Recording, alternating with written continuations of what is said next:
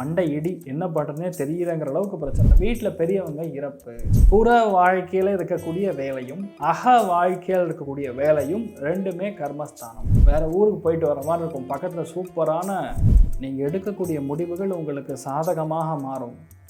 ஆனால் மருத்துவர்களாக இருக்கக்கூடிய நபர்கள் கண்டிப்பாக மிக முக்கியமாக பார்த்து கொள்ள வேண்டிய ஒரு நிர்பந்தம் நேரம். தமிழர்களின் நம்பர் 1 சாய்ஸ் தமிழ் மேட்ரிமோனி. தனுசு ராசி அல்லது தனுசு லக்னம் சார்ந்த நபர்களுக்கு 10ஆம் இடம் சொல்லக்கூடிய தொழில் ஸ்தானம் மட்டும் கிடையாது, மாமியாரக்கூடிய ஸ்தானம், கர்மத்துக்கான ஸ்தானம். அண்டர்லைன் பண்ணிக்கணும். கர்மம் அப்படின்னு சொன்னால் வேலையும் சொல்லும். அதாவது புற வாழ்க்கையில் இருக்கக்கூடிய வேலையும் அக வாழ்க்கையில் இருக்கக்கூடிய வேலையும் ரெண்டுமே கர்மஸ்தானம். அக வாழ்க்கையில் இருக்கக்கூடிய வேலைனா என்ன? வீட்டில் பெரியவங்க இறப்பு, ஒரு 48 டேஸில் ஏதோ ஒரு நெகட்டிவான காரியம், நெகட்டிவாக இறந்துருக்காங்க, அதோடைய காரியத்தோட விஷயம் காதுக்கு வர்றது, நம்ம போய் அட்டன் பண்ணுறது. சம்டைம்ஸ் வீட்டில் இருக்கக்கூடிய பெரியவங்க அம்மா அப்பா மாமனார் மாமியார் தாத்தா பாட்டி இவங்களுடைய ஹெல்த் எல்லாம் கொஞ்சம் பிரச்சனை வருது. நெக்ஸ்ட்டு 48 டேஸில் இந்த மாதிரி விஷயங்கள் நடப்பது, நம்ம காதுக்கு வர்றது, நெகட்டிவிட்டி சார்ந்த விஷயங்கள் வருவது. வேலை நல்லா போயின்னு இருக்கும், திடீர்னு உங்கள் பாஸுக்கும் உங்களுக்கும் செம்ம பிரச்சனை, மண்டை இடி என்ன பண்ணுறதுனே தெரியலங்கிற அளவுக்கு பிரச்சனை கொடுக்கும். ஸோ அதெல்லாம் நம்ம ஹேண்டில் பண்ணுற மாதிரி வரும். தேவையே இல்லாத கற்பனை, தேவையே இல்லாத பிரச்சனை இதெல்லாம் சேரும். அப்போ வேலை மாற்றம் ஏற்படக்கூடிய வாய்ப்புகள் மிக அதிகமாக இருக்குது. வேலை நிமித்தமாக ஒரு குட்டி டிரான்ஸ்ஃபர், வேறு ஊருக்கு போயிட்டு வர மாதிரி இருக்கும். பக்கத்தில் சூப்பரான பெருமாள் கோவில் இருக்கும், பக்கத்தில் ஒரு குட்டி நதி ஓடும், இல்லைன்னா உள்ள ஒரு கரை இருக்கும், ஒரு பாண்ட் இருக்கும், குளம் இருக்கும். இந்த மாதிரி இடங்களுக்கு நீங்கள் டிரான்ஸ்ஃபர் ஆகக்கூடிய வாய்ப்புகள் ஏற்படும். சில பேருக்கு கண்டிப்பாக ஃபாரினே போகிற மாதிரி ஆப்ஷன் வந்தாலும் வரலாம். இந்த ஒரு 48 நாள் மட்டும் கொஞ்சம் நம்ம கவனமாக பொறுமையாக இருந்தால் போகிறோம். பெரிய நெகட்டிவ்னு சொல்கிற மாதிரி கிடையாது, எல்லாமே நல்லபடியாக இருக்கும். நீங்கள் எடுக்கக்கூடிய முடிவுகள் உங்களுக்கு சாதகமாக மாறும். ஆனால் வெளியே சொல்லாமல் பண்ணணும். இந்த கேது கிரஸ்த சூரிய கிரகணத்தில் மட்டும் நம்ம வெளியே மட்டும் சொல்லக்கூடாது. மெயினாக ஆஸ்திரேலியா நியூசிலாண்டு இருக்கக்கூடிய நபர்கள் ரொம்ப கவனமாக இருக்கணும்.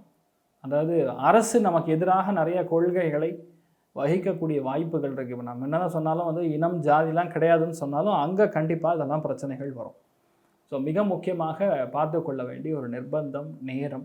அரசு அதிகாரிகள் ஏதோ ஒரு இடத்துல பிரச்சனை, அதனால் ட்ரான்ஸ்ஃபர் ஆகும், சில பேருக்கு சஸ்பெண்ட் ஆகும், சில பேருக்கு மெமோ வரும்.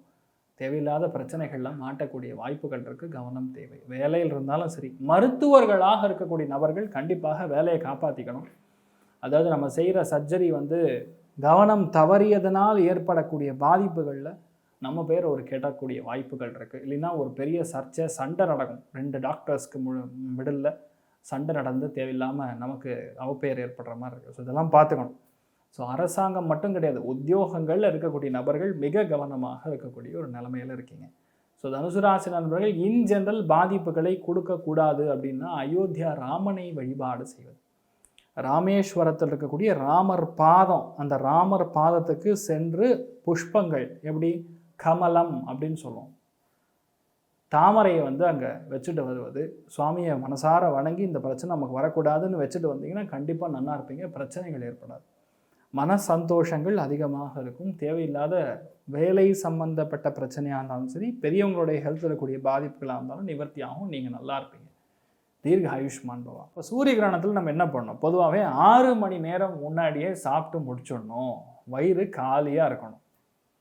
கர்ப்பிணி ஸ்திரீகள், வீட்டில் பெரியவங்க இவங்கெல்லாம் அப்படி நம்ம பண்ண முடியாதுங்கிறது மாதிரி கொஞ்சம் ஜூஸ் மாதிரி சாப்பிட்டுக்கிறது தப்பு கிடையாது. இன் ஜென்ரல் இந்த சூரிய கிரகணம் நல்லதான்னு கேட்டால், சூரியன் அப்படிங்கிறது அரசு குலத்தை சார்ந்து இருக்கக்கூடிய நபர்கள், பொலிட்டிக்கல் பீப்புள், கவர்மெண்ட் எம்ப்ளாயீஸ், எந்த துறைகளிலுமே மிக முதன்மையாக இருக்கக்கூடிய நபர்களை சூரியனை கொண்டு இருக்கக்கூடிய ஒரு கிரகம் ஆளுமை செய்யும். அதில் கேது கனெக்ட் ஆகுது. ராகு கிரஸ்த சந்திர கிரகணம் நடந்தது செப்டம்பர் 7ஆம் தேதி. பார்த்தீங்க ஜப்பான், பிரான்ஸ், நேபாள் எந்த அளவுக்கு பத்திட்டு எரியுதுன்னு சொல்லி. அரசியல்வாதிகளுக்கு கண்டம், சர்ச்சையில் மாட்டுவது, புரட்சி வெடிப்பது, இதெல்லாம் பேசியிருப்போம். சூரிய கிரகணத்துக்கு என்ன நடக்கும்? சூரியன் சந்திரன் ரெண்டும் இணைகிறது. அதில் மிக முக்கியமாக கேது கிரஸ்த சூரிய கிரகணம்ங்கிறதுனால கண்டிப்பாக ஆடியோ வீடியோ டேப் நிறையா வரும். அரசியல்வாதிகளில் எஜுகேஷனல் மினிஸ்டர்ஸ்க்கு பாதிப்பு உண்டு. அதே மாதிரி மெடிசினல் துறை, சுகாதாரத்துறை, எந்த ஸ்டேட்டெல்லாம் தெரியாது, நிறைய இடங்களில் பிரச்சனை கொடுக்கும். முதன்மையாக இருக்கக்கூடிய இசை அமைப்பாளர்களாகட்டும், கலைஞர்களாகட்டும், ஜோதிடர்களாகட்டும், கலைகளில் ஆயக்கலைகள் 64. அந்த 64 கலைகள் இருக்கக்கூடிய எந்த முதன்மையான நபராக இருந்தாலும் கண்டிப்பாக பாதிப்புகளை கொடுக்கும்.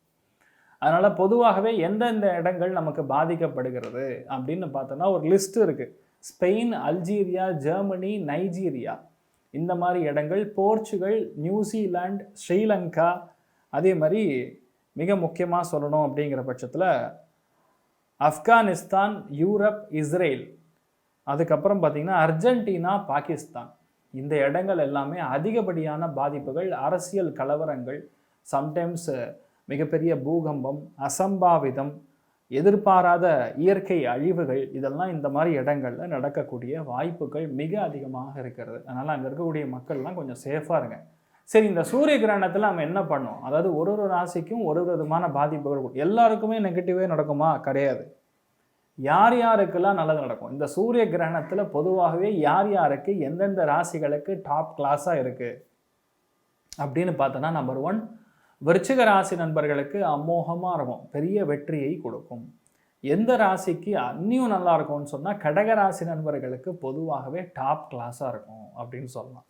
அதே மாதிரி எந்தெந்த ராசிகளுக்கு ஓரளவுக்கு பரவாயில்ல, நிறைய பிரச்சனை இருந்தாலும் நான் தப்பிச்சிருவேன் அப்படின்னு சொல்லக்கூடிய ஒரு டைம் பீரியடில் நம்ம பார்த்தோம் அப்படிங்கிற பட்சத்தில் மேஷ ராசி நண்பர்களுக்கும் கிட்டத்தட்ட நன்னா இருக்குன்னே சொல்லலாம். கிட்டத்தட்ட 3 ராசிகள் கடகம், விருச்சிகம், மேஷத்துக்கு இந்த டைம் பீரியட், இந்த சூரிய கிரகணம் உங்களுக்கு நல்லது பண்ணும். எப்படி சார் கிரகணம் நல்லது பண்ணுமான்னு கேட்டால் எஸ். ஏன்னா கேதுவுடன் இணைந்த கிரகம் 3, 6, 10 கூடிய பாவகங்களில் 11 கூடிய பாவங்களில் உட்காரும்போது கூட நல்லது பண்ணும். இன்ஃபேக்ட் தனுசுக்கும் நல்லது பண்ணும். ஸோ கிட்டத்தட்ட 4 ராசிகளுக்கு இந்த சூரிய கிரகணம் நல்லது பண்ணப்படுது. சரி, மற்றவங்களுக்கெல்லாம் என்ன பண்ணலாம்? சூரியன், சந்திரன், கேது இணைவு பொதுவாகவே 3 விஷயங்களை நாம் தானம் செய்ய வேண்டும். எங்கே தானம் பண்ணோம்? பக்கத்தில் இருக்கக்கூடிய சிவபெருமானுடைய ஆலயத்திற்கு. வெளிநாடு வாழ் நபர்களுக்கு பார்த்திங்கன்னா 12 மணி 22 நிமிஷத்துக்கு அப்புறம், நான் சொல்கிறது 22ஆம் தேதி காத்தால 12 மணி 22 நிமிஷம், நான் சொல்கிறது இந்தியன் டைம், அதுக்கு ஈக்குவலண்ட்டான உங்கள் டைம் பார்த்துக்குங்க. அதுக்கப்புறம் குளிச்சுட்டு ஃப்ரெஷ்ஷாக சமைச்சு சாப்பிடணும்.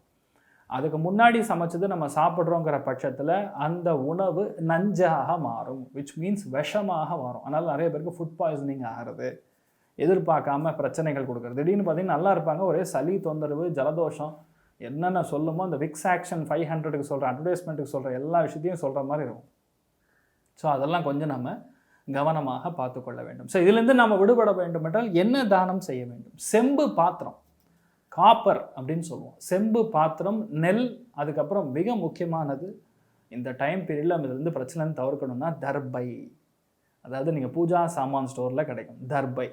இந்த 3ஐயும் ஒரு 11 ரூபா தட்சணையை வைத்து செப்டம்பர் 22ஆம் தேதி காத்தால சிவபெருமானுடைய ஆலயத்தில் பூஜை செய்யக்கூடிய வேத விற்பனர்களுக்கு, பிராமணர்களுக்கு போய் தானம் பண்ணும் பொழுது இந்த ஒரு கடோரமான ஒரு என்ன சொல்கிறது, மோசமான ஒரு கிரகணம் நமக்கு பாதிப்புகளை கொடுக்காது. ஒரு வேளை நீங்கள் நல்லாவே இருந்தாலும் பண்ணுறது தப்பு இல்லை. ஏன்னா சூரியன் என்பது ஒரு கிரகம் அப்படிங்கிறதுனா அப்பாவை மட்டும் குறிக்காது, மாமனாரையும் குறிக்கும், மூத்த பையனையும் குறிக்கும், முதுகு எலும்பை குறிக்கும், தலையை குறிக்கும், வலது கண்ணை குறிக்கும். இவ்வளோ காரகத்துவத்தை அந்த சூரியனுடைய ஒரு கிரகம் ஆளுமை செலுத்துகிறது. அப்போ இதில் இந்த பிரச்சனை வரக்கூடாதுன்னா இந்த மாதிரி விஷயங்கள் தானம் செய்யும் பொழுது கண்டிப்பாக உங்களுக்கு வெற்றியை கொடுக்கும்.